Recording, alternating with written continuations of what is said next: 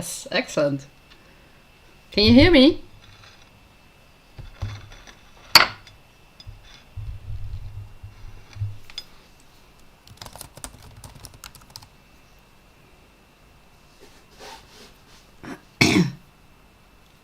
Good to hear. Well, welcome to the kickoff of NaNoWriMo Camp July 2023. I'm very much looking forward to spending my writing sessions with you guys, and let's see how far we can get. I would like to start with a question for you all. What are your plans for this camp? And on top of that, is there anything we can help you with this month?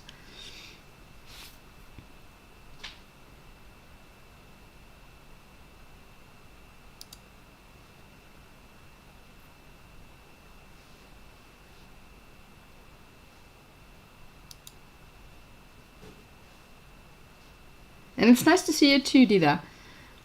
It's great to see you all, guys. To see you guys back again. Little Writer Doodles, you're here for the first bit at least. Well, that's great to hear. Great to see you here, and I hope you can stay a while. And let us know when you want to join the next time. I plan to do several writing sessions for this month, at least in the weekends, 1 or 2 sessions, and perhaps also during the week. I'm not quite sure about that yet.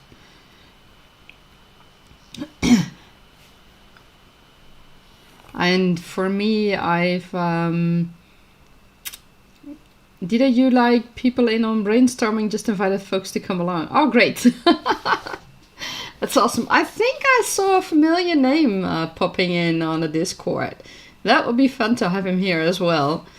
And what would you like to brainstorm on for the coming month?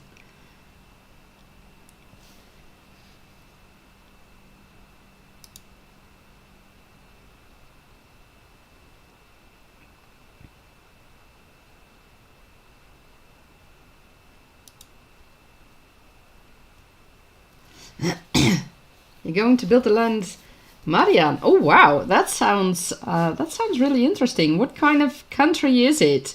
Is that it sounds like it's inspired by, I don't know, Middle Eastern. Am I right about that? Because Median, it's it sounds like a good one. It's if it's indeed inspired by Middle Eastern, that will be quite different from the normal European countries or world building you see nowadays. Oh, it's definitely Middle Eastern inspired. Oh, that's great. I'm looking forward to that. So, do you want something like in a desert, or more close to the sea, or with oasis, things like that? It's, Middle Eastern, that can inspire so much. Oh, there's evil loose in the lands. Oh, I like that. I'm sorry, I just had to scare off the little fly that was here.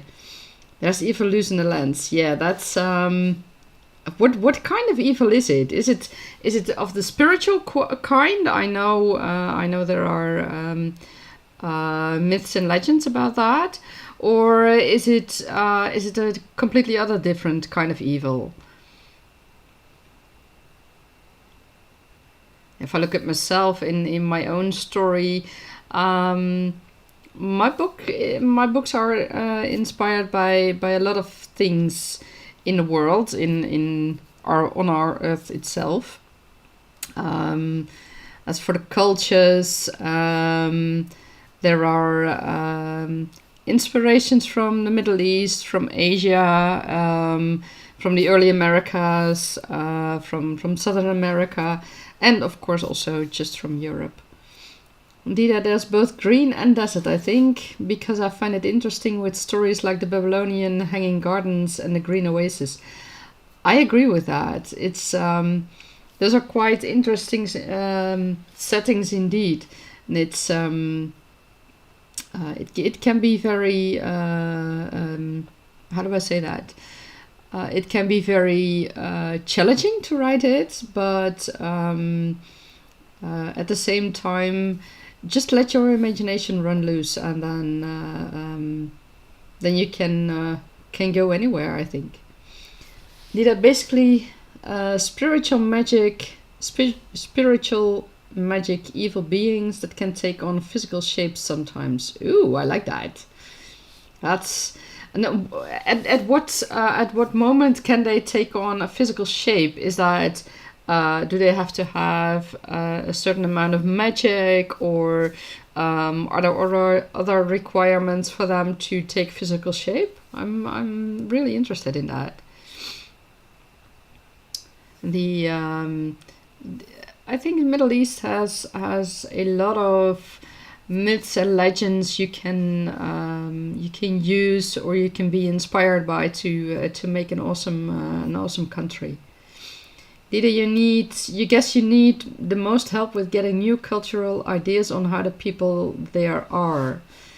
Oh, that's a good one. You already have your magic in place. Excellent. Well, about getting new cultural ideas, unfortunately, I can't help you exactly there. It's not easy, but I would at least suggest searching more on YouTube, but also see if Netflix has series or documentaries from those countries. I know there's more. There are some documentaries that play in several centuries ago, where you get more information about things like countries like Turkey and Morocco and the countries like that. But I can imagine there's also more about the more Arabian countries, but I haven't looked into that. Wikipedia is also a good source, I think. And see if you can connect with local Middle Eastern people. That could help as well. Bazaars and strange aromas, heat, passion. Yeah, I can easily imagine that. Yeah, I agree. It's such a different world, and it's I always find it kind of if you see how do I say that, something in a documentary, or even in just live shows and things like that. It always seems kind of magical, but maybe it's also because we come from such a different environment and such a different place where we live, and we don't have that heat. Well, we didn't have that heat normally. We're slowly getting there, unfortunately. But it's also a different way of living. Indeed, spicy food, nomad camps, but also the buildings themselves. If you have just the stationary houses, they are built from, the old ones are built from other material, but they also are built completely different from what we are used to. They may have smaller windows but more windows, or they may have windows in different places than we would place them. They might have worked in some circulation for the wind, to cool down houses. So yeah, that's those are things to keep in mind as well. Of course, you have the oasis and the nomad camps, things like camels, but also think about the little the little insects and the little animals you see in the desert or on the edges of the oasis. The caves in Cappadocia, Turkey, they're really cool. Yeah. It is indeed. It's such a different setting from what we are used to. Living in a cave or near the caves, or living in an oasis, it's so different from here. And I can imagine if you come from a place like Europe or the United States, for example, then living in a desert or visiting a country that has the environment like the Middle Eastern, it's completely different, and you'll need to get used to it. But for people who are used to living there, who don't know any better, they won't be surprised by things like scorpions and meerkats, for example, who live in the desert. I'm not sure if they live in Middle Eastern, but I think they live more in Africa. But animals like that, snakes indeed. It's such a different world from here. Yeah, scorpions, snakes, fennec foxes. You're right. Those are completely different. It's incredible. It's incredible, and it's if you can take that into your world and into your into the setting and make it complete, I think that's a great thing to do. And one of the things I think is important is to do it with respect to the people living there and the environment. I know you will do that. It's also they work differently. They have different religions, and that's how do I say that? That makes quite a difference. You have some elements I'd like, but the thing about people, that's interesting. Yeah, it is indeed. It's so different from us. And it's not necessary. It's not a bad difference. It's just, I mean, we are used to living in a certain way, and they are used to living in a certain way. And I think when we really look into it, we will find that we also have a lot of things in common, things people tend to forget, which is a shame. But yeah, the whole culture, for how they think and what they do, the food they eat, the meals, the snacks. Those are all important things to keep in mind. They worship the goddess too, but they need help from my current MC in Corsa. Excellent. How different is Corsa from Madean? Because that will be, I think that could be very much fun for the MC. Middle East and Northern Africa cultures are warm and exotic with a lot of love and passion. Yeah, I agree with that. From everything I've seen and people I've met, they are really different from us European people. And I like it. It's quite different, but it's good. It's different in a good way. And the it's all things to keep in mind. How do they respond to things?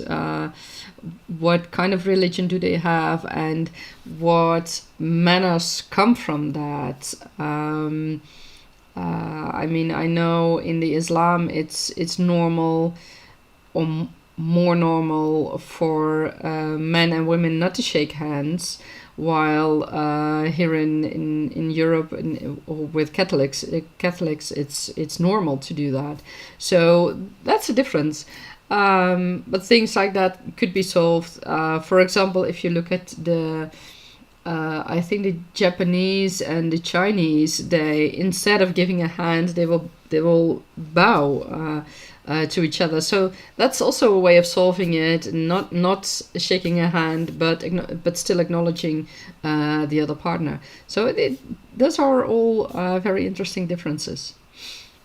The course is stiff in comparison, lots of social rules, while Madean has more of a barrier, and once past that, it's more relaxed. Oh, that sounds interesting. So you first have to get to, if I understand you correctly, you first have to get to know the people in Madean and the not only the people but also the country, the environment, the customs, and once you've done that, then you're part of them, of their culture, of the people, and then it's more relaxed. Is it something like that?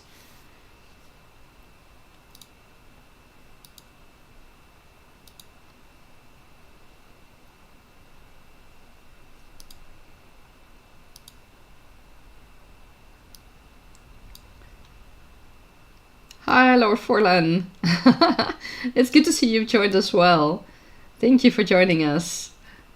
It will be fun to have you here for a while. And what are you working on? Because we're just discussing what everyone is working on. I totally forgot to tell myself. I'm currently working, or this month I will be working on a few things. I will be working on the second draft of my novel, because I discovered that quite a lot has to change for the story to work, because several of my characters have changed, several important characters. And I have added some story parts, storylines that make the story more immersive and make it better also. But it does mean that I need to write additional chapters, and I need to write. I need to have more foreshadowing, and I need to prepare more for later books that are to come. So instead of editing my novel, I'm once again rewriting it. Possibly several chapters I can quite use them as they are, but I really need to write several other chapters in addition, and I think about 75% of my chapters need to be at least heavily adjusted, if not rewritten completely. And on top of that, I'm working on the outline of the entire series, because I discovered that there's a lot happening in later books that need foreshadowing in the first book, or that needs to be prepared in the first book to make it properly work. Dida, you'd like it a bit hard to maneuver for one certain set of rules. Wait, let me reread that. I'd like it a bit hard to maneuver for one certain. Okay, that way. Okay, and I think take something like 3 drafts, I'd say. So heads up, you'll. Thank you.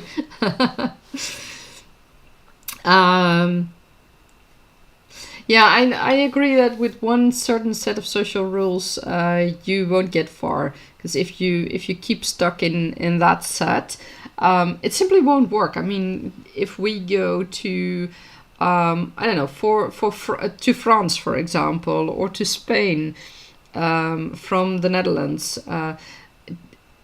there is already quite a big difference for people, for us, when we go to France or to Spain, or and that's just simple in Europe, where the environment is mostly similar to what we have in the Netherlands, except for the mountains, which we don't have mostly. So that's one of the things that you can think of. And you're looking for good ideas for misunderstandings. Well, language barriers can be a fun thing, but also if you have words that sound similar or have been written similar in both languages, but have a completely different meaning. Also, drawings, paintings, things like that can have a completely different interpretation, or a story can have a completely different interpretation, which can mean one thing for someone from Medean, but a completely different thing from someone from Corsa. And it might even be offensive or insulting. So those can be fun things, which you can also see. For example, I think it's done in more Asian countries, where when you eat noodles or soup, or you slurp a little, so that I can do it right now because I don't have any with me, but here in the Netherlands, the slurping is more. It's not insulting, but people don't really appreciate it. Well, there it's a sign that the dinner is good and is appreciated. So those are things that could, for example, be used for some small conflicts, but for example, also signs you make with your hands. Those can also be used to create conflicts. The color of a wardrobe, of your clothes. Those are all things that can make for conflict.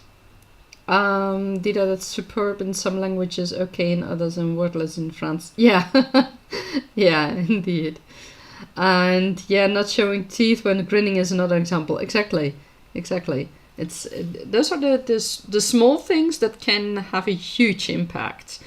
And for example, you could also have, depending on which age it plays in, you can also have a rule where people are not allowed to take in or to carry any weapons into a city in Corsa, while they are allowed to do that in Medean, or they are not allowed to, I don't know, to talk to certain people or to help certain people.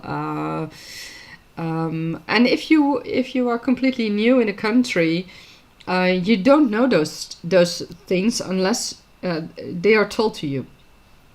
So, for example, if you help someone who is from a lower caste, I don't know if that's a thing in Medean or in Corsa, but let's say it is. You help someone from a lower caste, and that's in one country it's seen as a good thing to do. You help someone who is poor and who needs some money or who needs some food or things like that. While in the other country, it is not only frowned upon, but it is actively discouraged, because they feel that those people aren't worth it. So that can make for a big conflict. And one of the funniest things, of course, could be that where one of the beggars could be the descendant of a wealthy family. They could be, or he or she could be, not only the descendant, but the lost descendant, or the kidnapped descendant, or whatever. So you help that person, and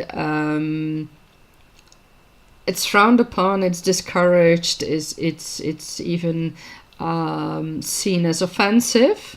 And in the end, because you helped that person, not knowing that you weren't supposed to help the person, you gained their trust, and when they finally get back to the family, you are in a whole different status because you helped that person. So that can make for conflict as well. Dida, in Corsa they bring weapons everywhere and leave the swords at the throne days when dancing in the High Queen's throne hall. Oh, that sounds great. I love that. Little Writer Doodles, Dida, if you need a reason for MC to be liked and still be amused by everything, the MC could do something by accident, which is really polite in his new culture, maybe to someone who shouldn't like them. Interesting. Little Writer Doodles, is that something you use in your own story, or have used in your own story? Dida, class differences are great. Yes, I agree. There's such a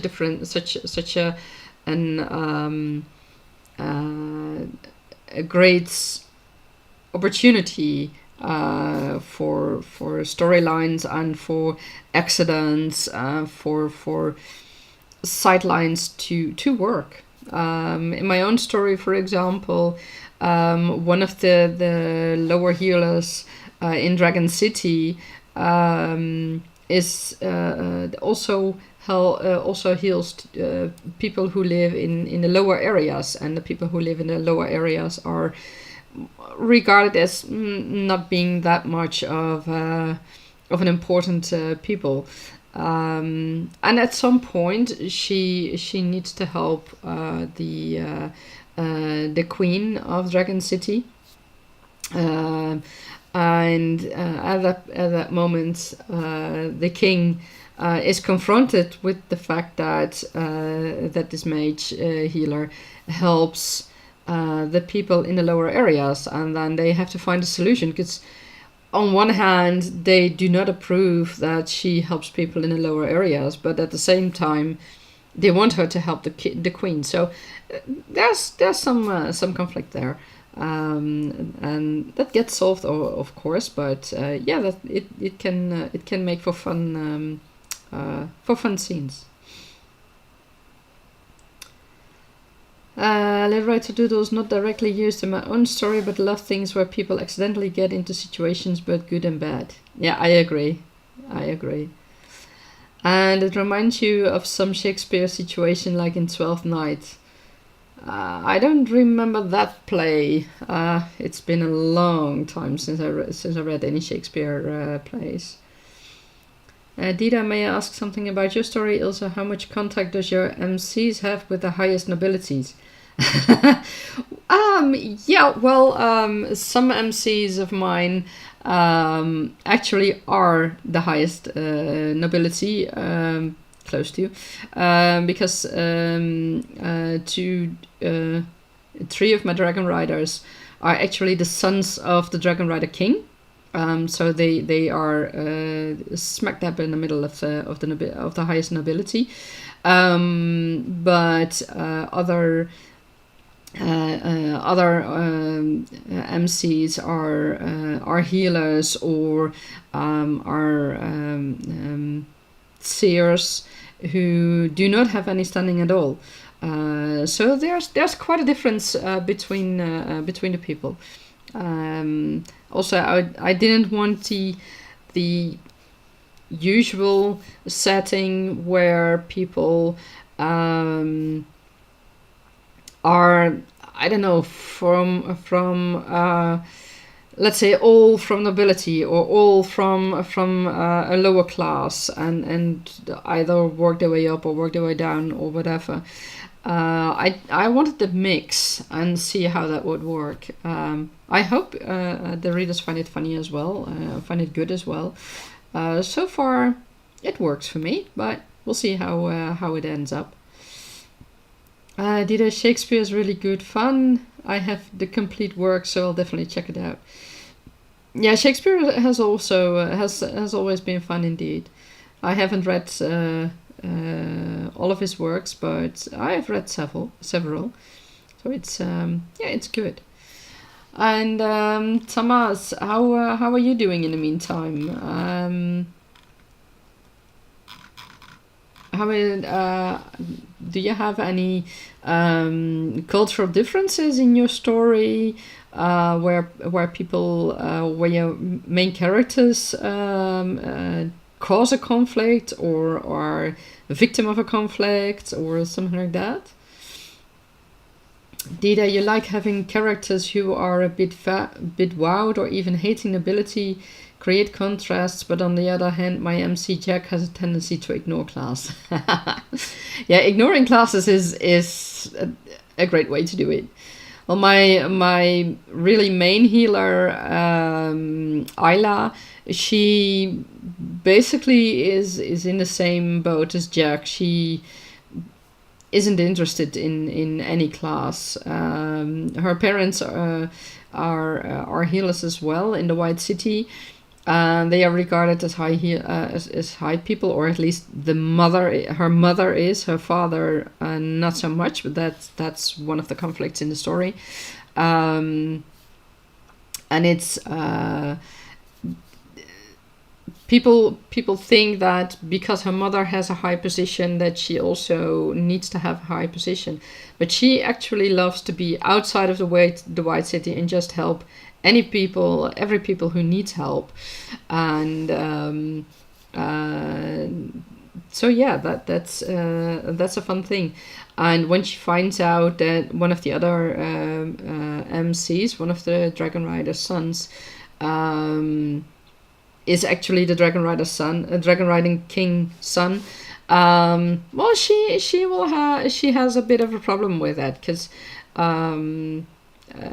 he also carries a certain attitude with him at some points, and of course he also at some points needs that attitude, but at some points she really hates it. So yeah, there's source of conflict there. Tamaz, carrying a sword is a sign of honor and achievement on my warrior content. Oh, excellent. Dida, you'd love to hear more about the writer doodles and Tamaz stories. Me too, me as well. And I agree with Dida. It sounds natural for warriors to carry a sword or any other weapon. I mean, walking around with spears or things like that isn't always easy, but it's at the same time, it's how do I say that? It shows that you are a warrior, and it shows what you can do, or at least other people who don't know you will see you that way. And that's a fun part of it. Yeah. And I think it's at certain points, it can also be a good thing to hide your weapons and to not show that you are that you are a warrior. In fact, there's a reason or a function to weapons to either show them or not. So yeah, that it can be fun.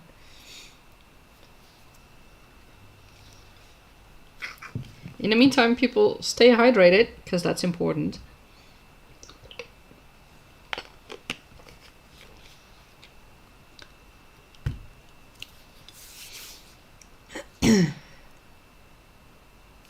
And out of curiosity, what kind of snacks or drinks do you have when you are writing this month, or when you are writing at any time? Doesn't really matter.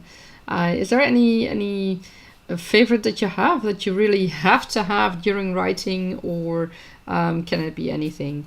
And looking at that subject, what are the snacks and drinks that your MCs are really fond of? And seeing the difference between cultures, between Corsa and Medean, for example.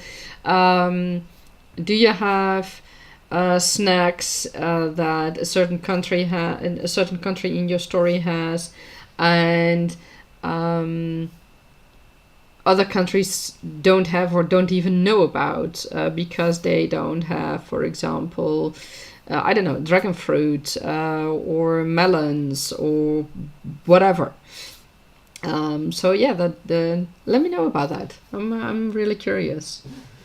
Dida, homemade iced tea in a warm summer for me. Yeah, I'm not really a fan of iced tea, but I usually drink either just plain water or white tea, which is tea made from really young tea leaves, so that doesn't get that bitter taste when you leave it too long, not drinking it. Tomas, well, the continent of the warrior sorceress is pretty much like an Australia-sized Switzerland. It lacks any kind of hereditary nobility. Okay, but do they have any nobility? I mean, it doesn't need to be hereditary, but if I look at Dragon City, for example, in my book, Dragon City is the nobility in Dragon City is not hereditary, but they have to fight for it.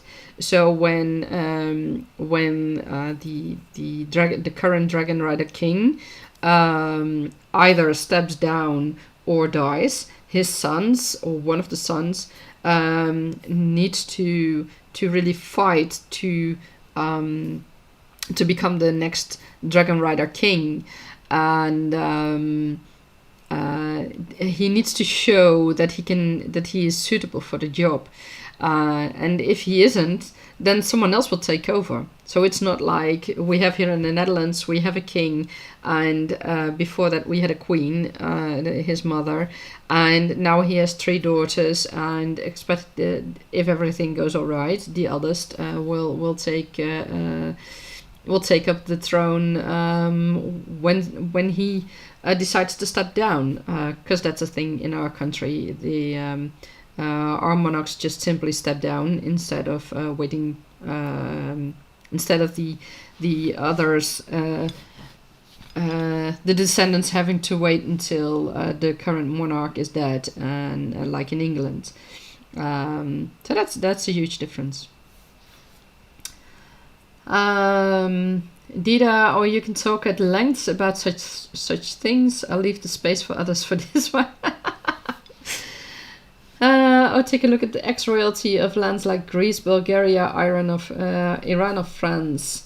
The families are there, but not installed monarchs. Yes, indeed, it's a huge difference. That's true, and it's also how much function does the nobility have? How much function do the monarchs have? If I'm correct, if I remember it correctly, here in the Netherlands, if the shit hits the fan, as they say, I think, if I'm correct, our king or queen can basically dismiss the cabinet and all the ministers and prime minister, etc., and take up the reins himself. And effectively just shut down the government. They would have to go really, really bad. And at the moment, I know that part of the Dutch people regard him as the one who, well, he does things, of course, but also kind of regard him as the ribbon cutter. I don't agree with that. I think he has a good function, but that's also a good thing. That could be a good opportunity to include in your book if you have royals or not. I agree, Dida. Nobility are great for making conflicts. Yes, it's incredible. I mean, nobility can be, how do I say that? They will fight amongst themselves to decide who is the best and who should lead the country or who should lead the province or whatever. And for example, you could have, let's say, the lord of a country, the lord of a city, let's put it that way. You have the lord of a city, and he had a wife with a few children. Only the wife died, and he got a new wife, and the new wife also had a few kids. So now there's this conflict as who should be the next in line. Are those the oldest kids, one of the oldest kids, or what the new wife, of course, would like, one of her kids? So that could be that could set for intrigues and family wars and things like that. They could be really interesting. Tamas, there are better off people, especially higher ranked military mercenary officers. The area has a long tradition of fighting outside threats, which led to the military having a large influence. I can imagine that, yes. And how are they viewed by the common people, and what, for example, can merchants do? Really rich merchants, do they have any role in the military or in supplying the military, and do they get ranks from that, or is it purely the military mercenary ranks that are given, and the rest of the people, the common people, merchants, and everyone else don't get any ranks? If I look in my own book, in my own book series, there are different different classes, so you will, but I also have lots of different countries with various cultures, and Dragon City has another or a different kind of hierarchy and royalty than the Mage City had, the White City has. The White City originally did not have a queen for several centuries before the start of this series. And with the start of this series I'm writing now, there is going to be a queen, and she is installed quite early on in the book. But it's something they are not used to anymore. So things change. And yes, there's still a governor, the High Council of the Mages, but now all of a sudden they have to answer to a queen, and she's tightening the reins and trying to make things go her way, and she has ways of achieving that. Also, if you look at Dragon City, for example, like I said earlier, the Dragon Rider King has to, before he becomes the king, has to show that he's worth it. And then you have the Dragon Rider King, and there's a council. They are used to answering to the Dragon Rider King. But there are also other nobilities, people who get ranked, but also merchants who do a lot for the city, for the city-state, for example. But also royals who come from other countries, who might start to live in Dragon City for whatever reason. There are refugees from other cities, villages, also from other countries where there was a war or a natural disaster or things like that, which caused them to flee to Dragon City. But they bring their own hierarchy with them. So you see that in Dragon City. So that's it's a mix. It's a mix. Dida asks, is it possible for ordinary people to move up in the ranks in the military? How's recruiting going?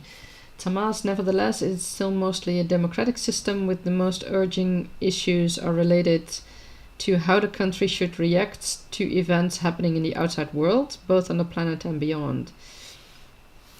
Oh, that's interesting. So you have, does that mean that that your story doesn't play on one planet only? Does it play also in space and on other planets?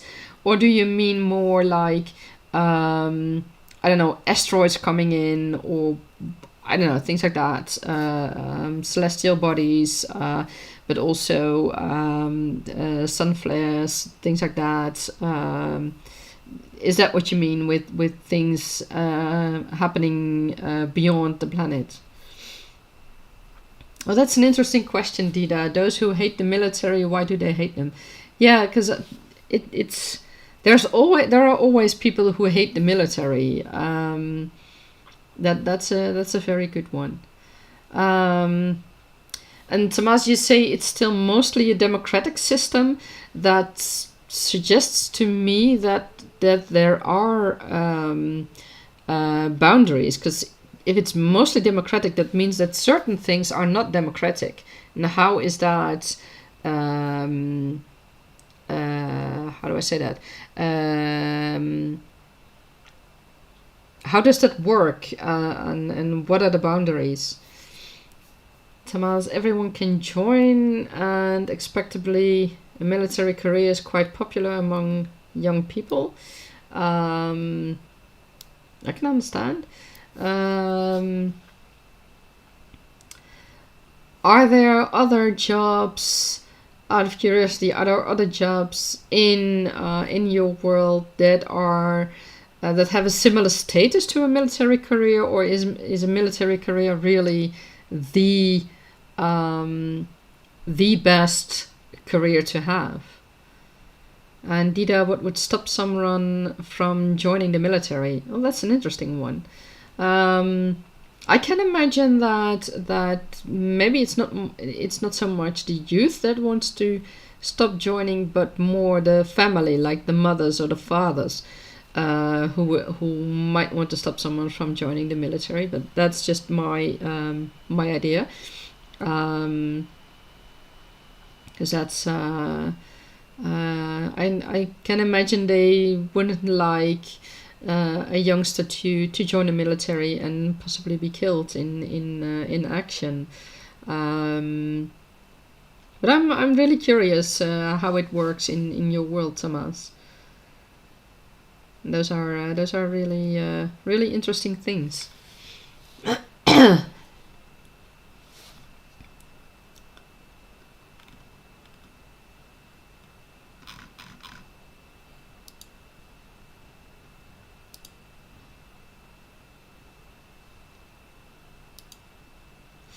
And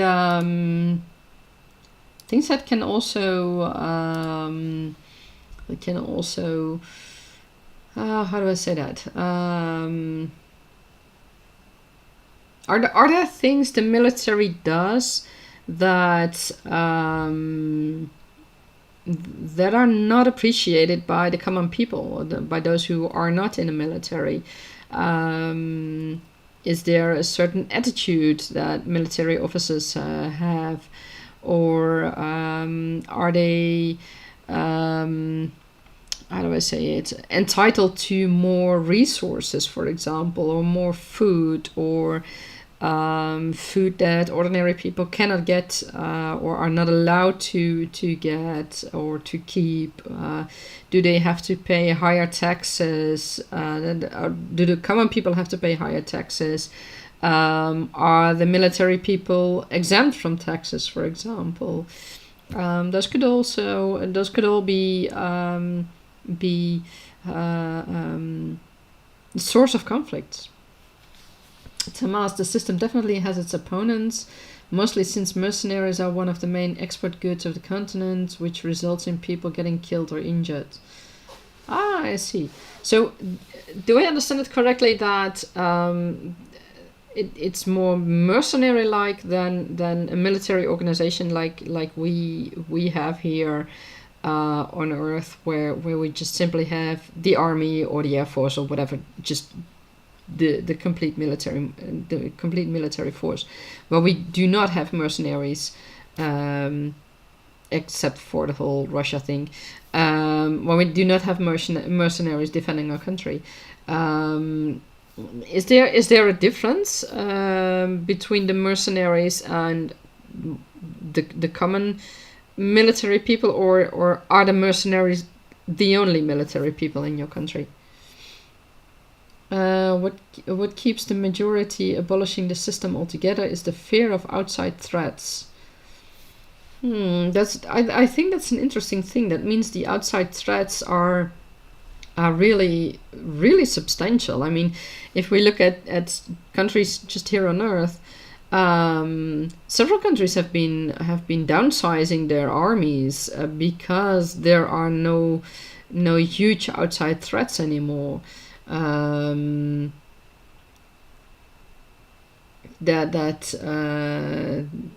of course now they are slowly building again with the current situations, but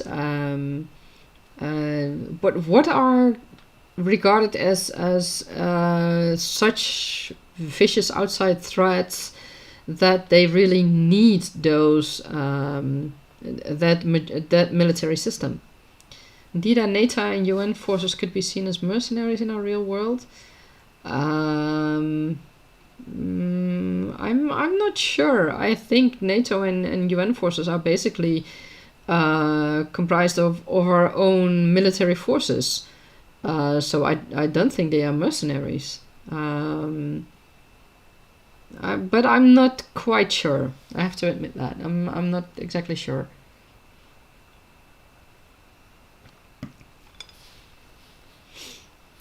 And in my own book, in the Tergaenae Chronicles world, or in Tergaenae, I should call it properly. It's an honor to become a dragon rider. But besides the dragon riders have a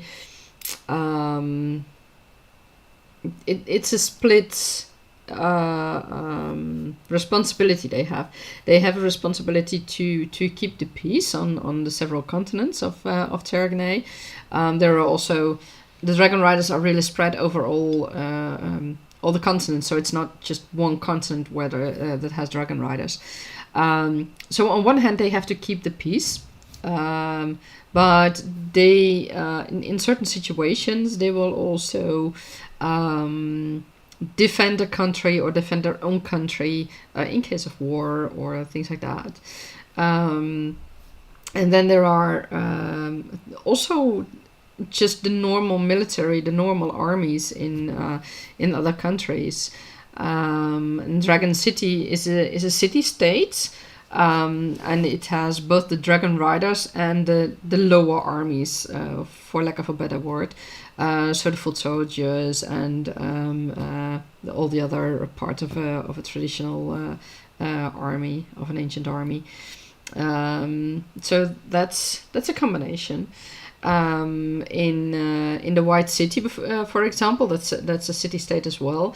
They have the mages who truly defend the city. Besides all the other work they do for the White City and for all other countries, they are also sent everywhere to help out with various things. But the mages really have a powerful mage army. So that's quite a difference from Dragon City in Tergaenae Chronicles. Dida, thinking about how soldiers are being sent to parts of the world not their own. That way. Yes, but they would still be part of the original army. So, for example, people from our air force were sent to Afghanistan and Mali to participate in several actions there. But they were still part of the Dutch army and the UN forces. So that's not, they are not mercenaries. Mercenaries are, the way I see it, are hired people that can work for one country one day and the next country the other day, for example. Thomas, both the military has two main branches, the home defense and the mercenaries.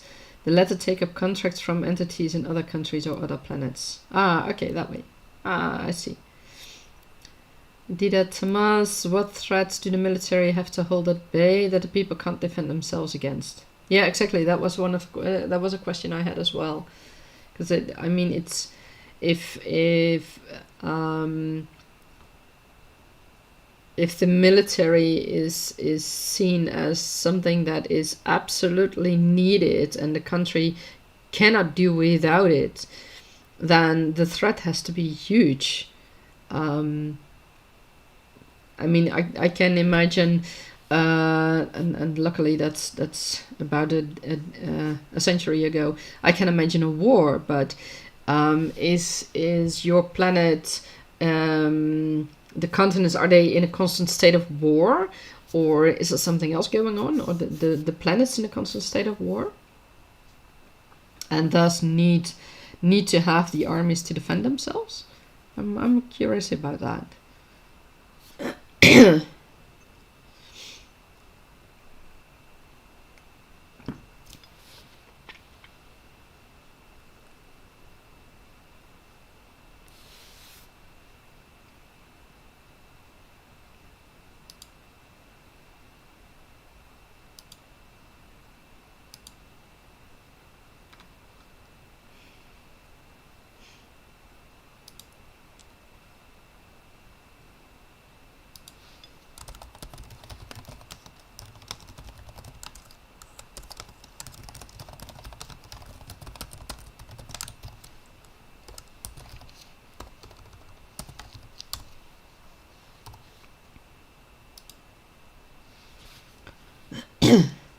In the meantime, I had to check something on the Discord server. Thank you for your patience, everyone. If you look at threats, at other threats that would basically demand an army to be there, could it also be things like, I don't know, I'm more thinking like in terms like Avatar, Way of the Water and things like that, like the creatures that are outside the country, and the country needs to be defended against those creatures, or is it that they also have a certain function for natural disasters, for example? Those are. I'm really interested in that.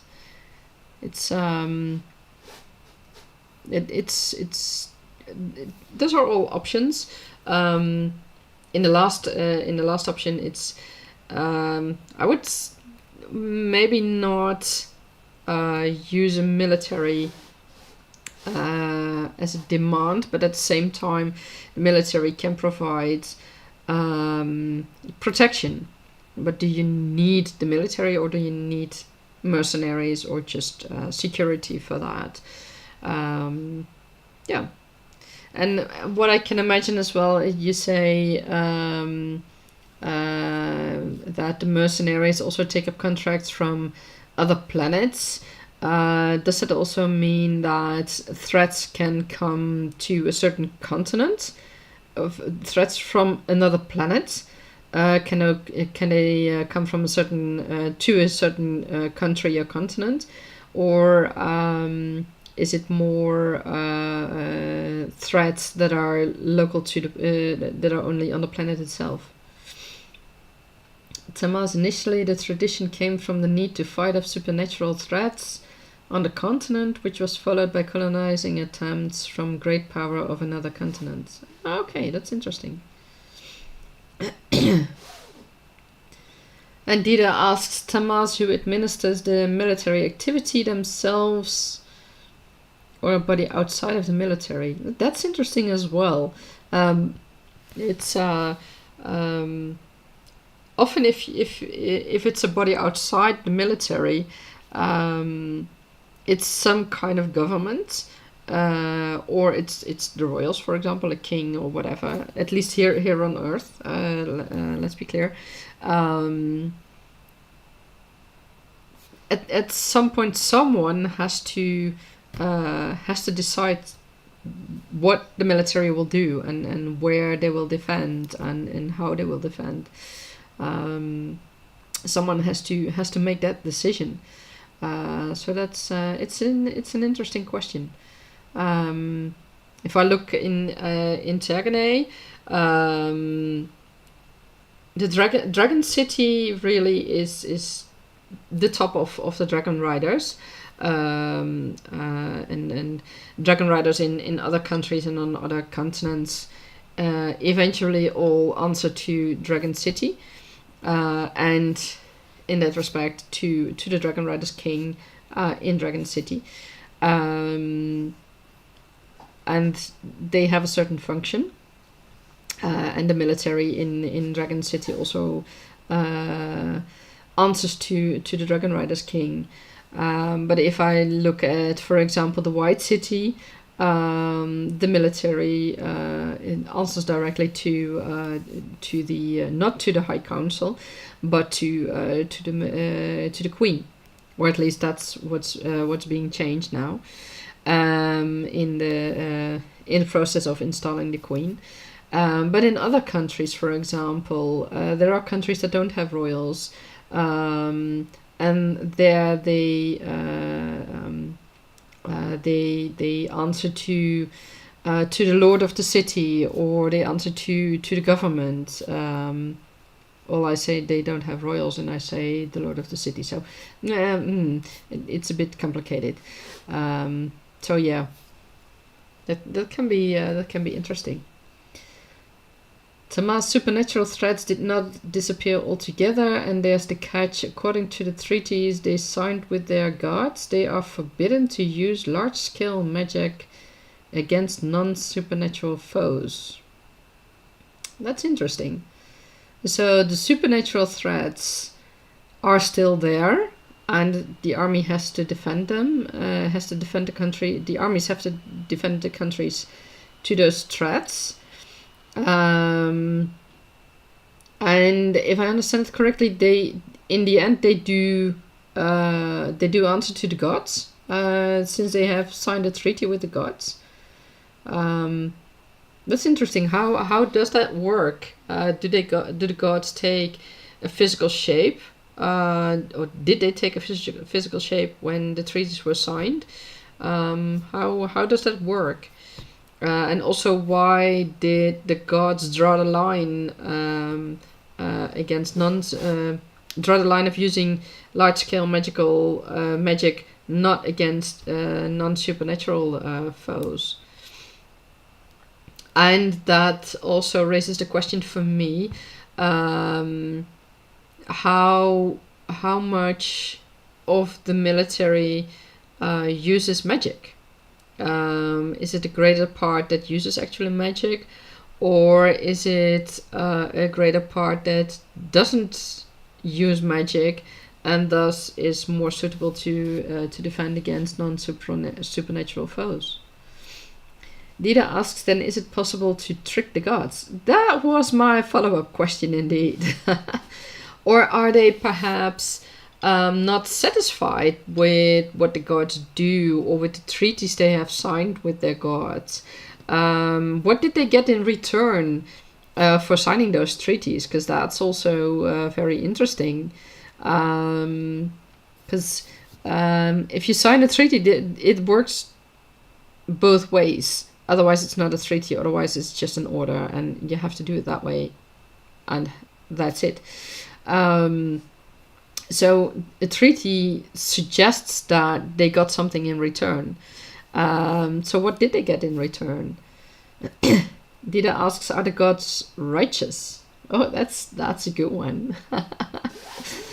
In Tergaenae, I have gods that, or deities, whatever you want to call them. Let's just say they have more... well, they can be righteous, but they also have internal conflicts, and they might set up people against one another. Thomas, considering how they actually probably caused a cataclysm when humans broke the treaty, no one wants to risk their wrath again. Oh, that's quite interesting. Okay, so the gods are able to create a cataclysm. What kind of cataclysm was that? I'm curious. I can imagine, because if they don't want to risk that wrath again, it must have been humongous. I mean, I assume, but please correct me if I'm wrong, I assume that the gods have treaties with the people from all countries on all planets, or do they only have treaties with the countries on the current planet? And also, how does that work? How if they only have treaties with the people on that planet, how does that work with other planets? Since mercenaries also can take up contracts from people from other planets. Are there people who are unhappy with the treaties or with the way the gods treat them, or with the possibilities they got? It's so. Is the treaty a real treaty, or is it more like a threat, like if you don't sign it and if you don't do what we want, then we will cause a cataclysm? Or because I'm looking for what the people got in return for signing the treaty. Thomas, some do, but those get hunted down for the mentioned reasons. Oh, Dida asked, then someone needs to risk it. Yeah, it's interesting. It's interesting. That means that whatever happens, that huge threat from the gods, that I assume that was then at least planet-wide, if not influencing other planets as well. So that's a huge event that happened.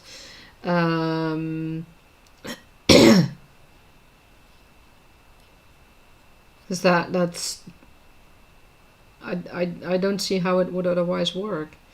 Dida, there needs to be an escape hatches or you might lose momentum.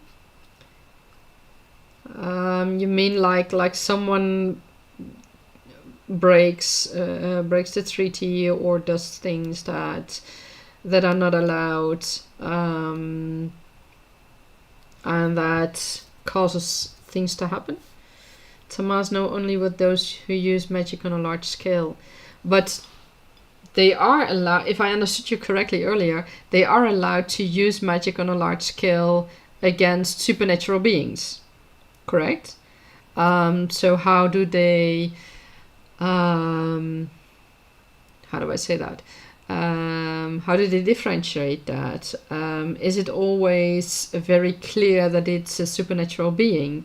Can they make the mistake of thinking it's a supernatural being, but actually it's not a supernatural being?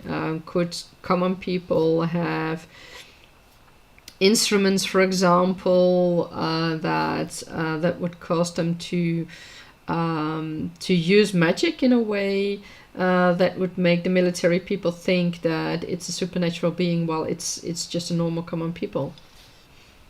Dida, I just imagine how a hero would need to break some rules to be able to correct imbalance.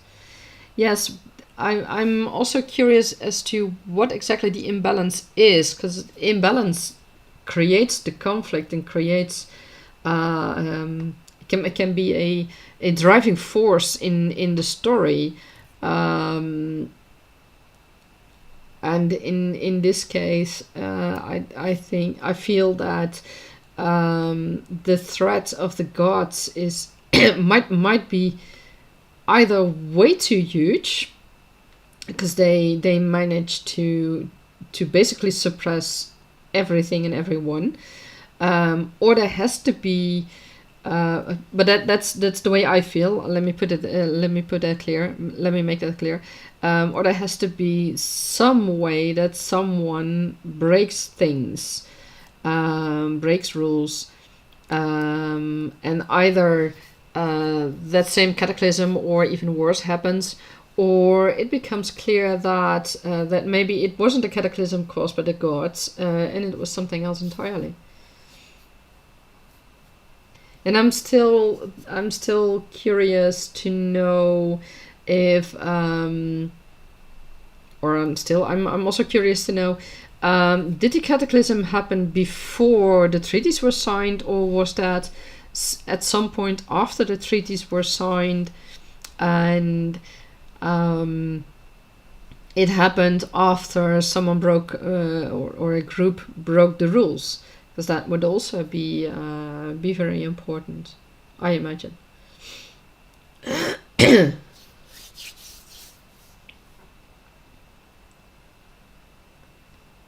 It's all it's very interesting. It's the source of conflicts, the source of driving a story forward, and of driving a character forward, a character's development forward. Those are things that are important, and that are, how do I say that? It can make or break things. Dida, you want to be careful to judge it all, but if your system's too waterproof, that's a setup for procrastination since you can't move on. It might be, yeah, I think so. Because if no one can really break anything, then, I mean, if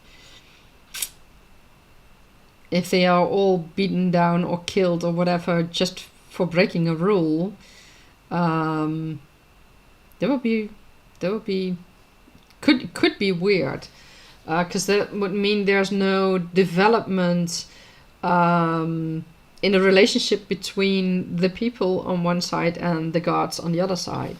And you would expect, I would expect, I have to say it correctly, I would expect that that relationship somehow develops, either the wrong way or the good way, but in one way or another it develops. Tamas, the cataclysm happened after, that's why people think it was a reaction. Okay, so that leaves me with the question, what did the people originally get in return for signing the treaty? Because that's still not clear to me. Why did they sign the treaty? Why did they what was the reason, or what did they get in return that made them want to sign the treaty?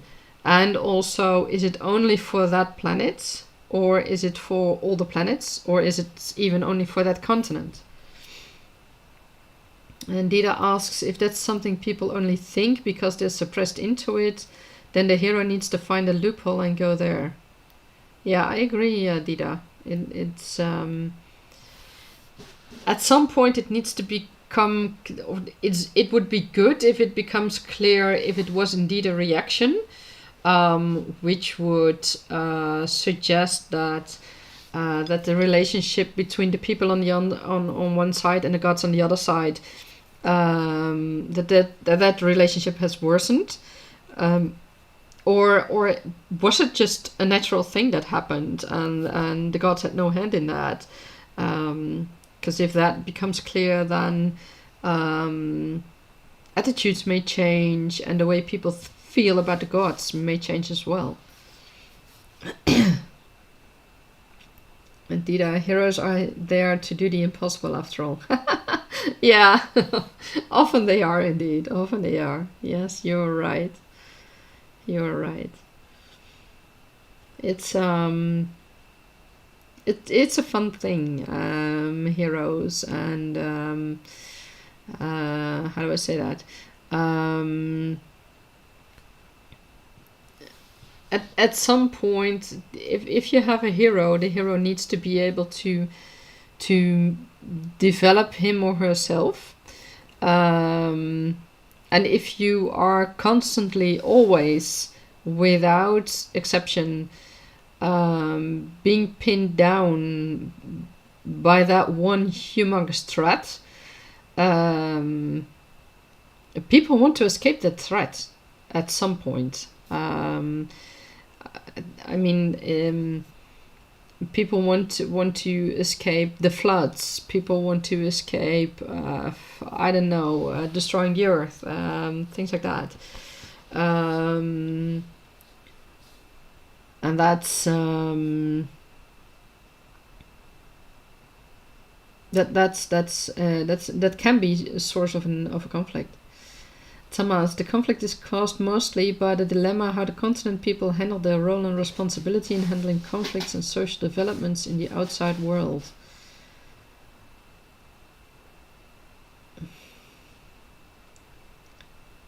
And Dida, from what you recall from Thomas' hero, you would love to see it happen.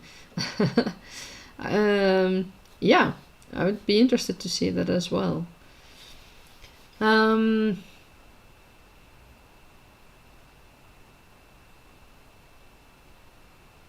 So Thomas, if I understand you correctly, the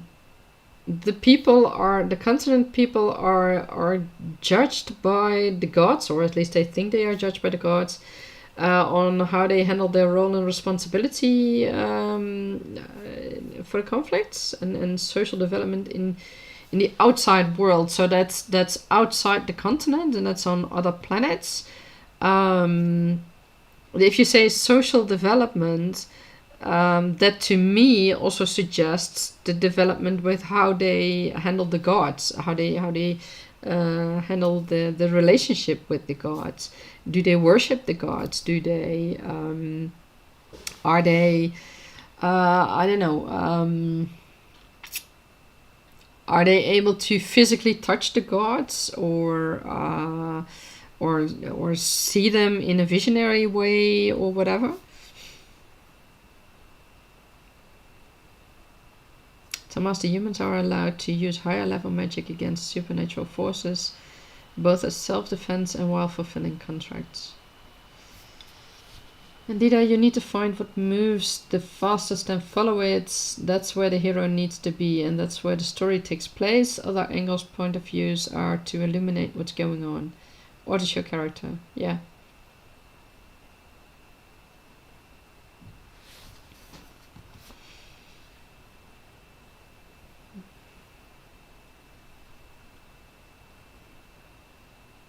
So Thomas, the supernatural forces are outside the continent, or on other planets even. They are not inside the continent, if I understand you correctly.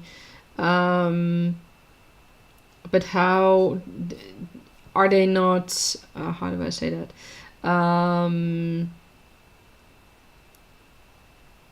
Can they not make any relationship with supernatural forces? Are they always evil, or how do we need to see those supernatural forces? And Dida asks, how strong is the magic? I'm very curious as well.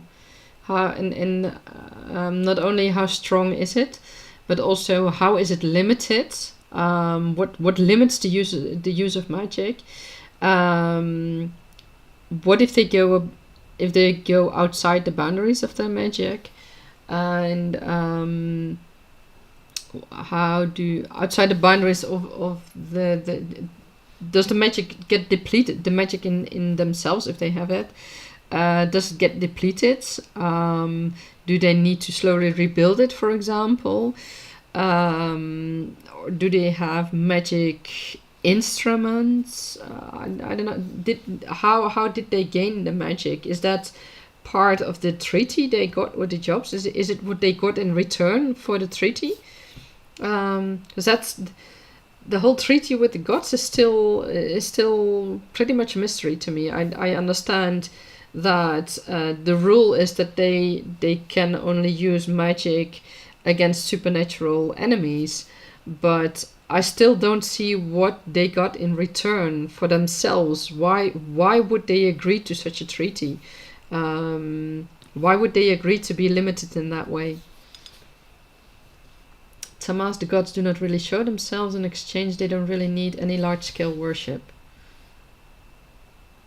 That's interesting. Okay, the gods themselves don't need any large-scale worship. But how do the people themselves feel? I mean, here on Earth, we very rarely, if at all, have experiences where we have contact with the gods. And I mean, it's if you believe in that, it's something that rarely happens. And at the same time, we have lots of religions that lay out rules, and people worship the gods, worship the God of the Catholics, but also of all other religions. So there's a difference in here on Earth. There's a difference between what a god, whichever god it is, might demand, and what the people do with it. Is such a difference also in your world, or do the people how do I say that? Do the people agree and simply not worship the gods because the gods do not expect that? Did I pour him? Also, we're picking him apart. Yeah, I'm sorry. I'm sorry. I feel you. You are right about that. Dida says, Tomas, it's a well-developed world in your replies. I guess we'd like to know the rest as well. Yeah. Dida, in my world, worship and prayer enhance personal magic. Gratitude cranks up the volume, so to speak. Yeah, in Tergaenae, which is my world, worship and prayers help with the personal magic, but also there are more common people without magic than there are magical people. And the common people also worship the gods. And they are... there's the traveler, there's the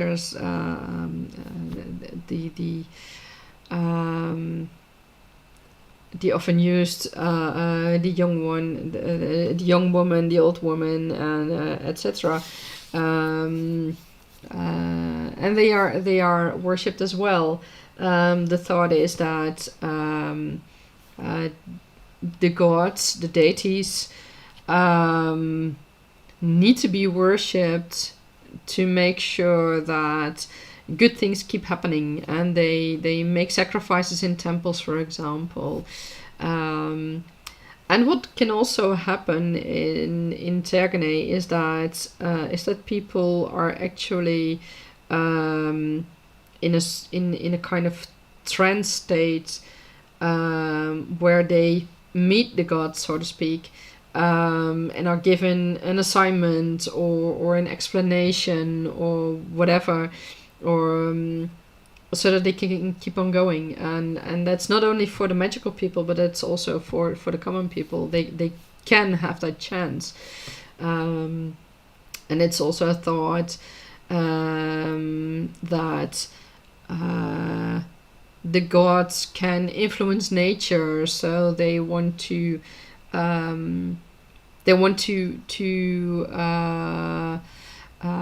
how do I say that?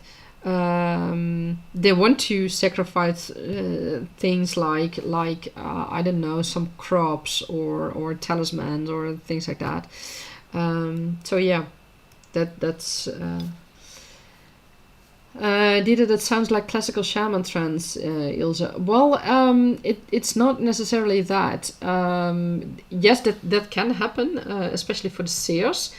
But it's also like what we have here on Earth, where people are suddenly confronted with a vision, and that's that usually or often happens with the common people. And it's interesting. Thank you, Dita. Thank you. Tama's supernatural forces beside the warrior sorceress are still present, but either as harmless or distant forces which can be avoided.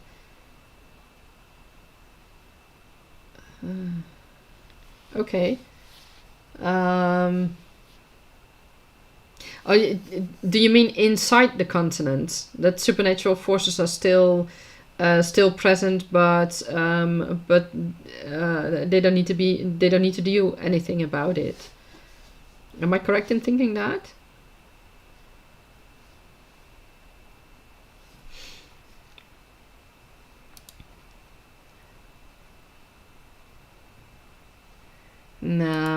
World building and developing your story and things like that. It's a fun challenge, and it's fun to do, and sometimes you discover all new things, and that's fun.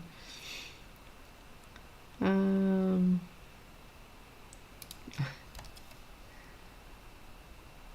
it's all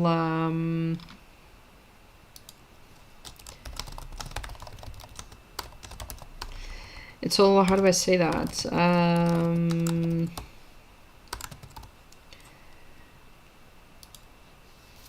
When we build our worlds, there are so many things that we can include, so many things we could think of. But yeah. Dita, are supernatural forces always sinister? If people can use allowed magic against unwanted magic, there has to be beneficial magic as well. I'm wondering about that as well, Dita. Tamas, I mean on a continent. Elsewhere they weren't reined in that much, so they are more active. There are other people beyond. Ah, okay.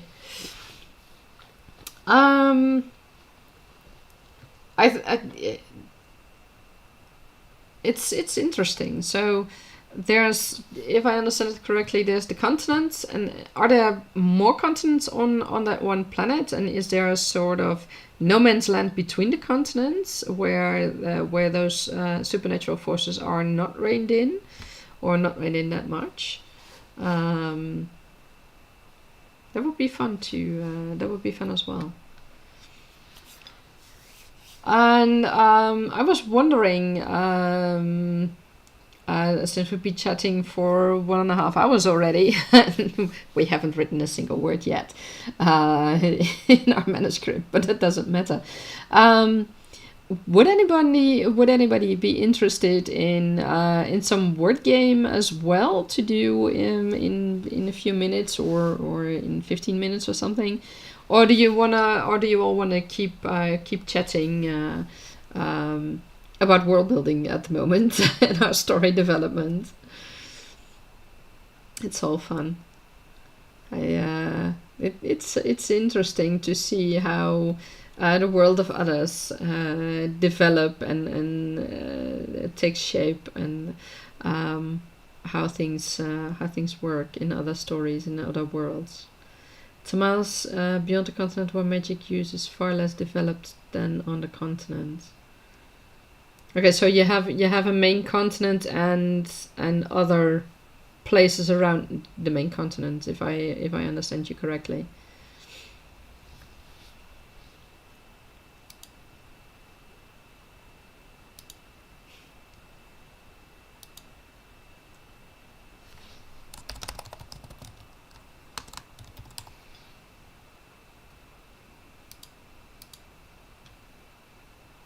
They are not always harmful, but can be. Okay.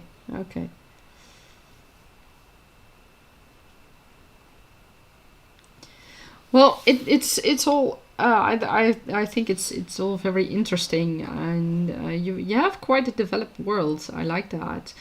I have to say I still have a few questions left, but maybe I can ask them some other time.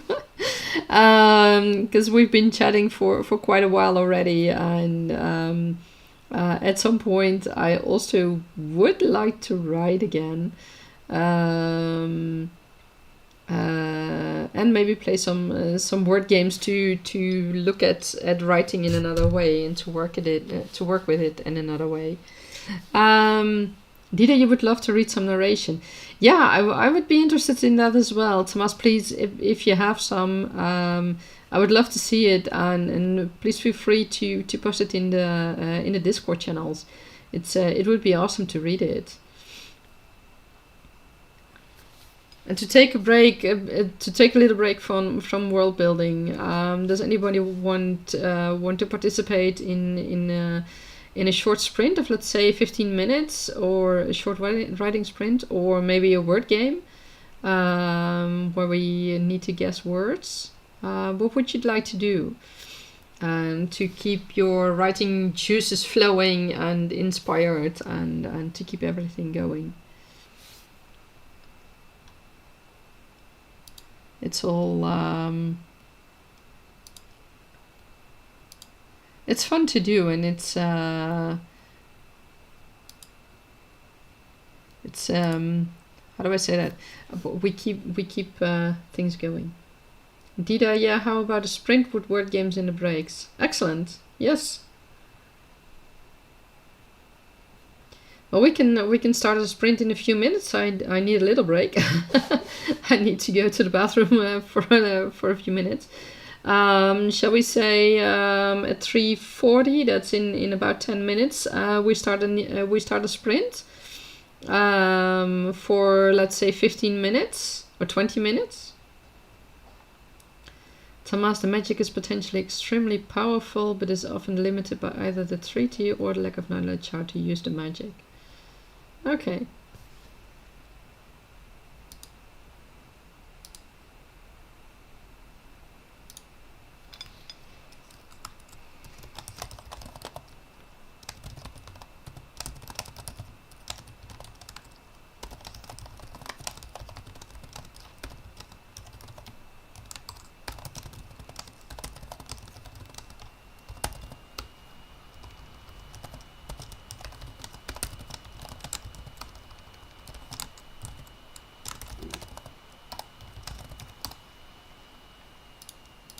My apology, I had to check something.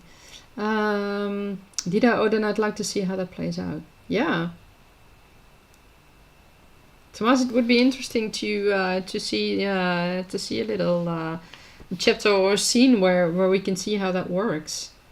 Which if you have a scene in the future, please feel free to post it in the Discord.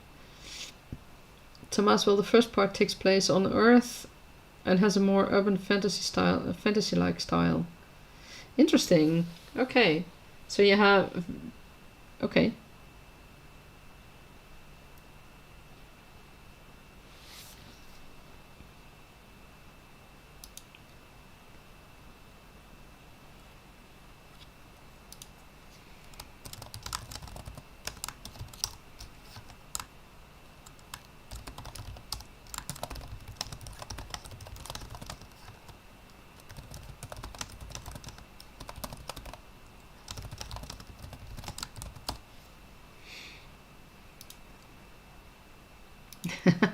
Okay, then I suggest that we take a 10-minute break. Where I'm here at 3:33. I suggest we start sprinting at 3:45. So that's a little over 10 minutes from now. So that we can all grab some drinks and some snacks and go for a bathroom break, and then we start sprinting for, let's say, 25 minutes, and then a word game, depending on how it goes, 1 or 2 word games. What do you guys think?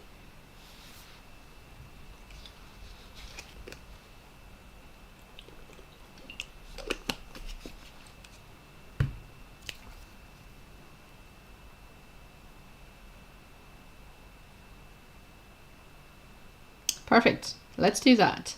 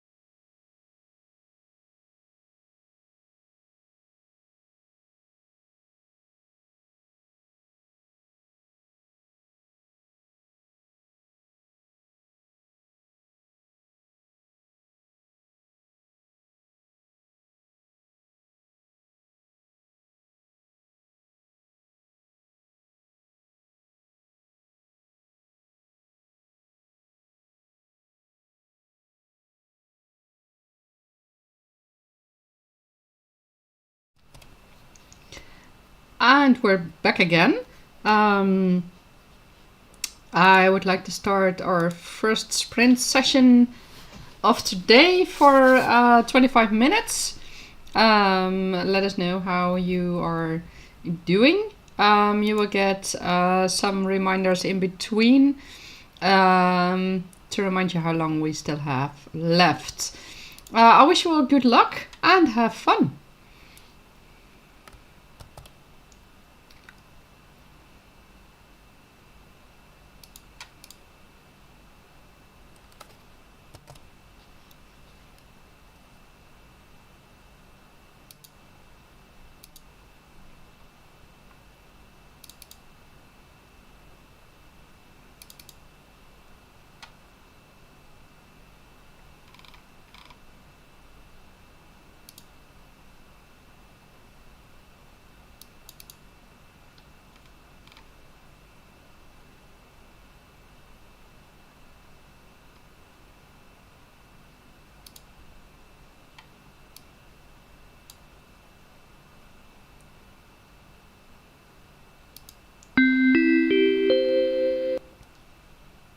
Okay, for some reason the sprint is set at 20 minutes.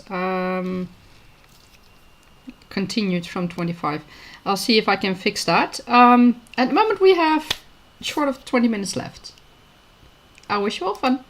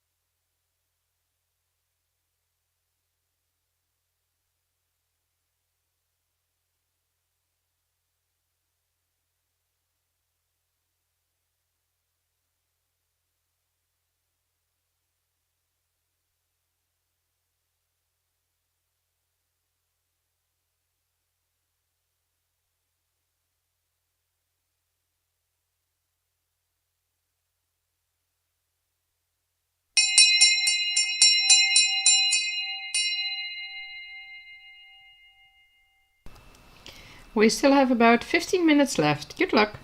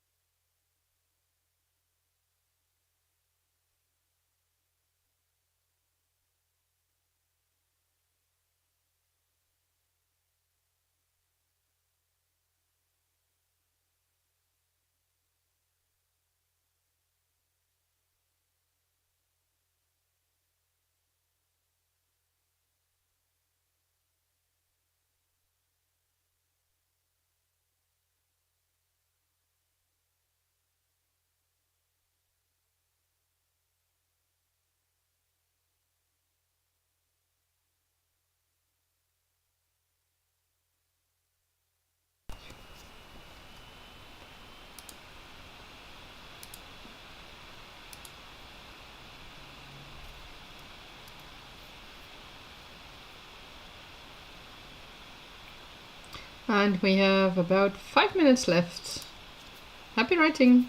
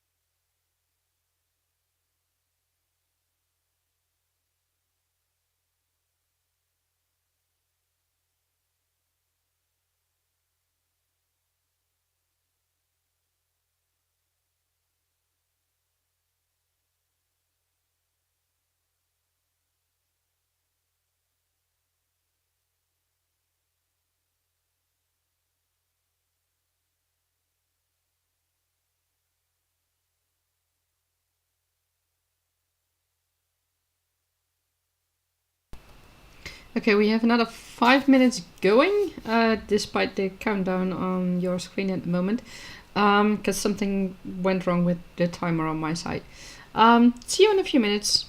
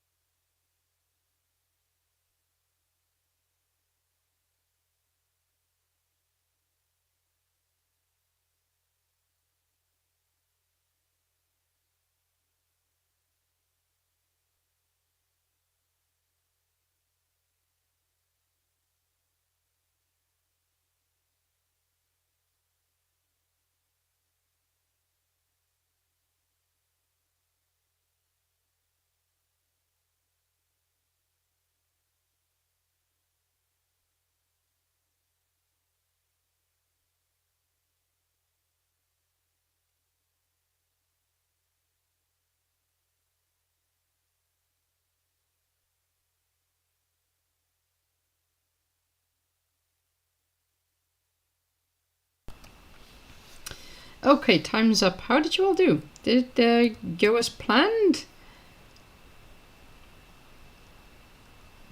I will share my word count. It's, let's see, it's 451 words in 25 minutes. It was fun to write. I started writing a prologue from my antagonist. I'll have to see how that survives the end of the book, but I might use it as a background story instead in the future. That's something I need to decide on later on. For now, it's fun to write. It gives me more insight in the antagonist. The way I started it, it's probably not going to be a prologue after all, but that's okay.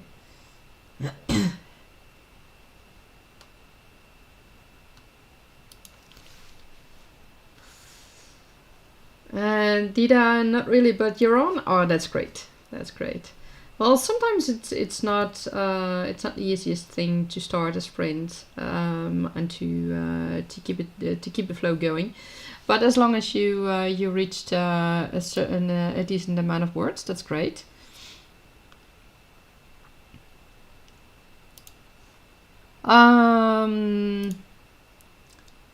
Do you guys want to start another sprint, or would you like to do a small word game in between? And then start another sprint.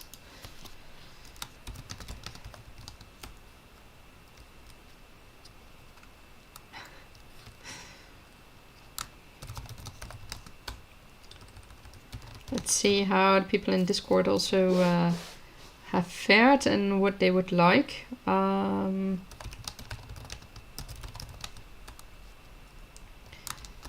From the Discord, we get a suggestion for 2 sprints and then a word game. That's fine by me as well.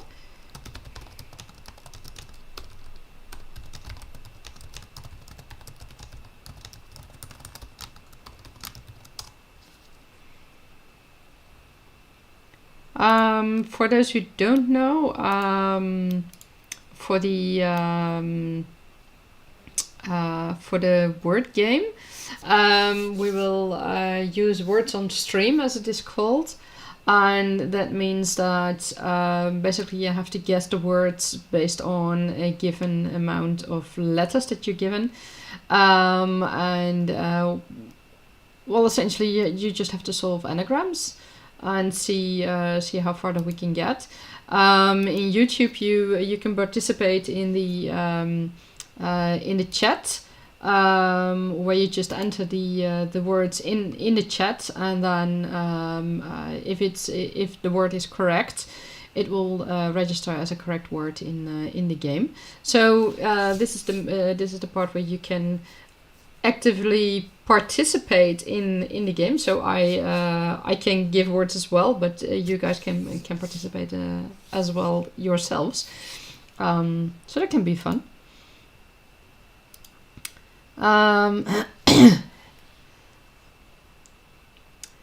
So we can start another sprint in a few minutes. I can explain it to a few people on Discord for a moment.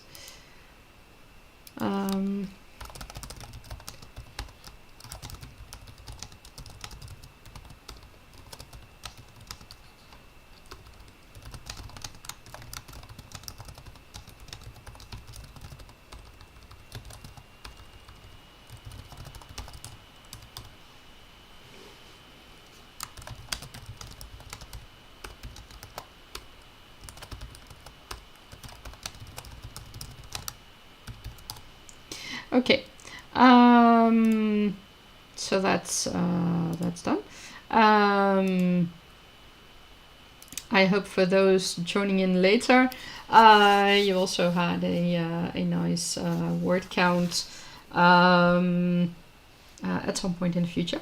Let us know if you have any questions or any suggestions or what your pitfalls are, where you would like suggestions or information about world building, about writing. That's all fun.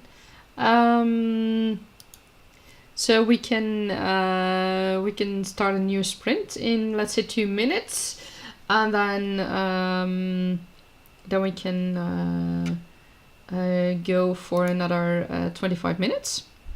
And let's see how things fare during those 25 minutes.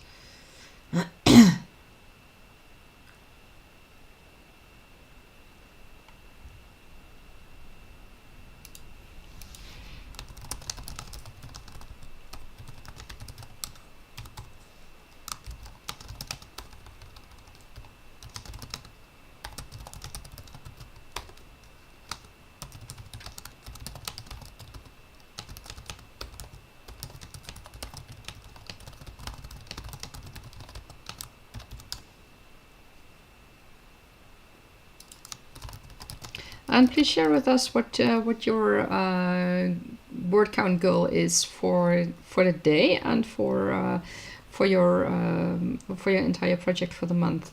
That would be fun as well.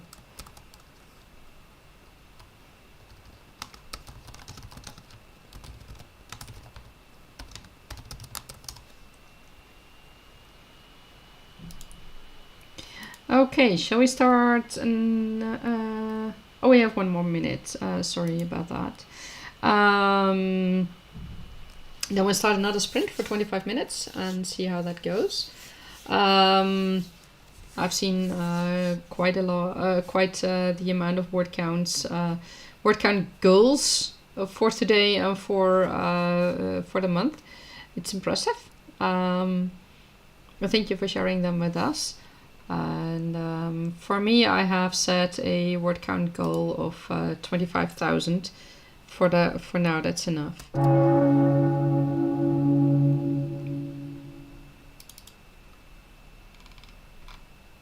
Okay, for some reason the timer won't reset. I don't know why.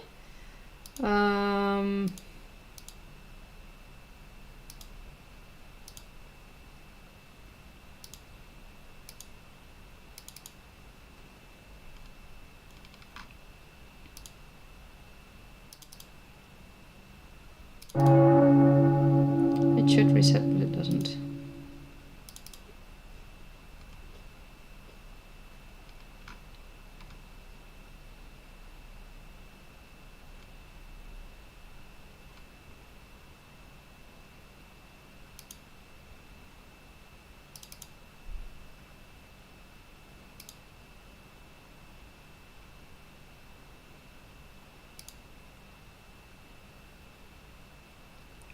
My apologies. I will call. I will call when. I will let you know when the sprint is up. When the time of the sprint is up.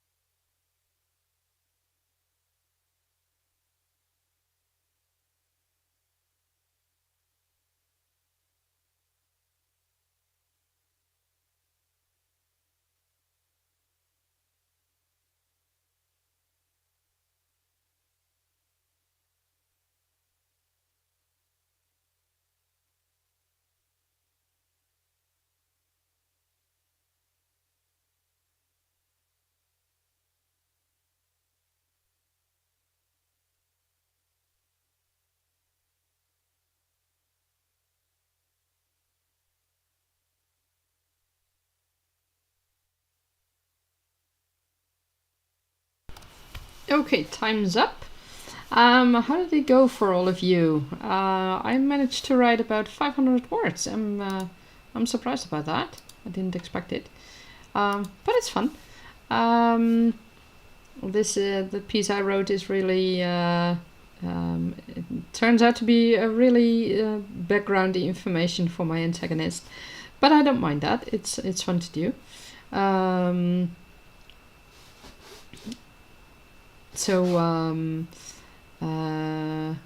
Yeah, I'll see how it goes. I would like to suggest that we take a little break and then maybe do a word stream and see how that goes. Just a simple anagram word game, and to just take a little break of writing and to get our minds off for a little while of our story, and then get back into it. Let me know if you're interested in that.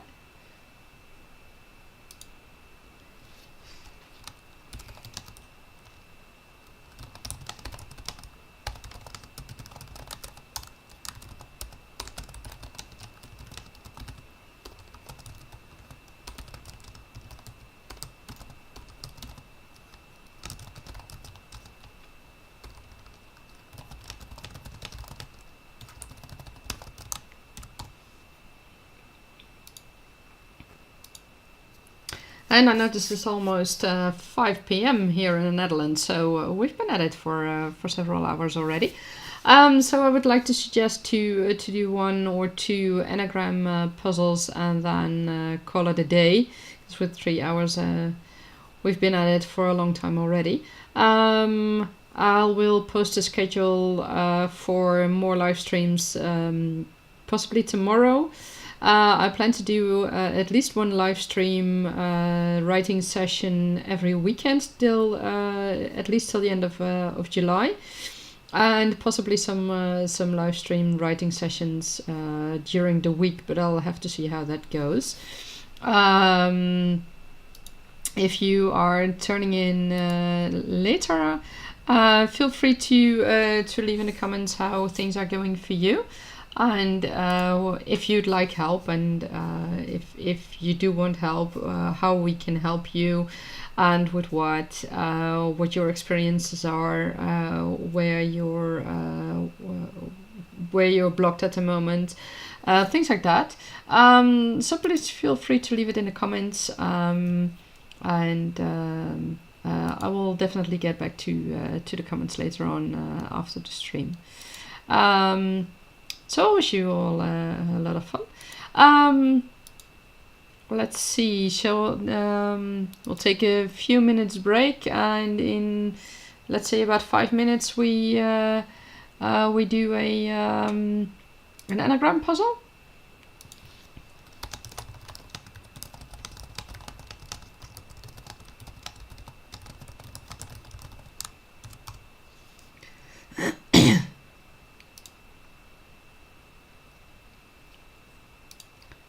In the meantime, I'm also going to update my word count on the Nano site. Remember to update your word counts, if possible, or at least the days that you write.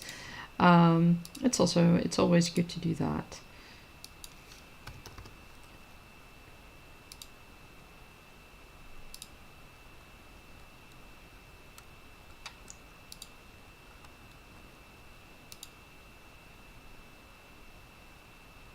Okay, I'm going to take a short break, 5 minutes, and then I will be back to you with the anagram puzzles. See you in a bit.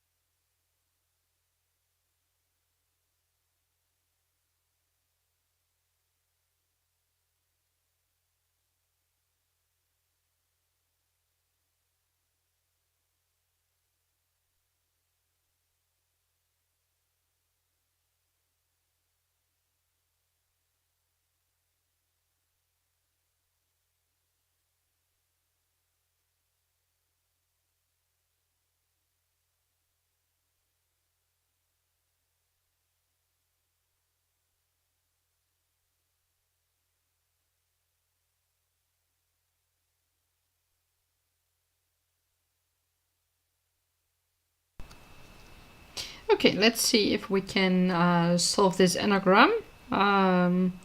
It will be fun to try it out. If all goes well, yep, it should now start.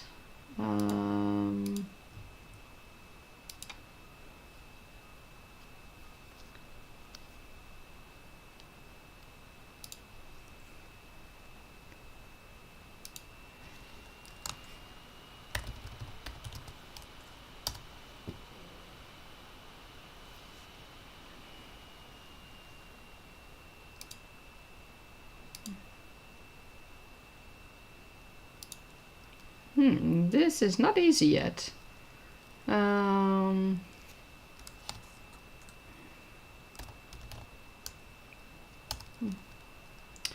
As far as I know, they don't include names. They only include words.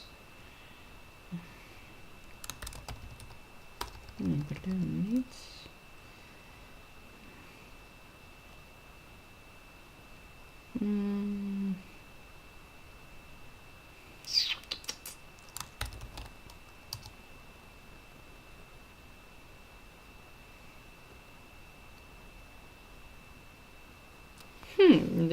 This is not easy. So far, no word has been accepted. This is weird.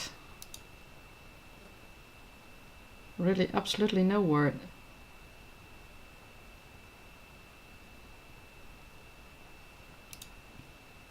I feel like something's wrong here.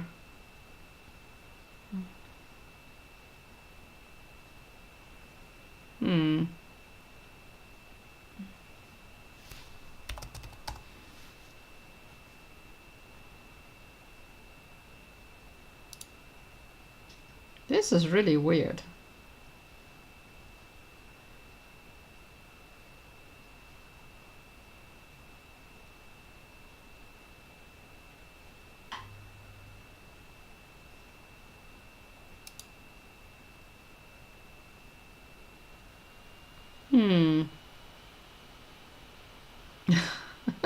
Oh, that's no problem about the distractions. I think something is just not working correctly. Because, I mean, there has to be some things that were correct, but apparently it didn't do what it was supposed to do. So I'm utterly confused now.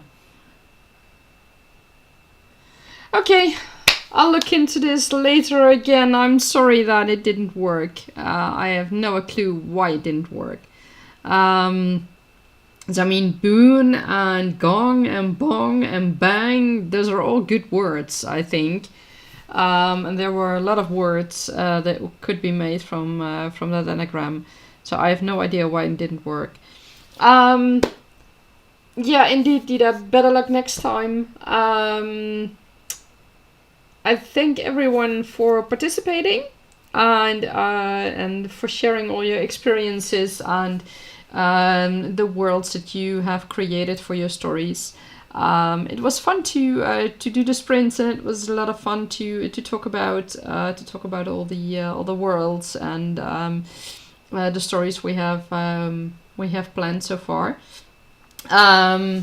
I hope to see you in the next live stream. I have a tentative schedule to do a live stream on Monday and on Wednesday.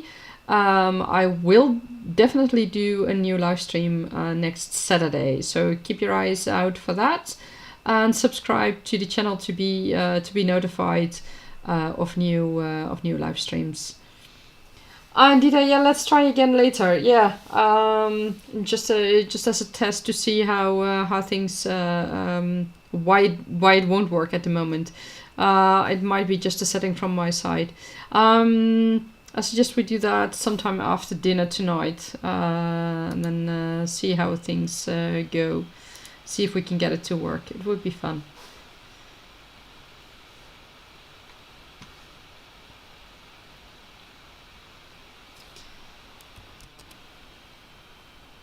It's kind of weird. It's really weird.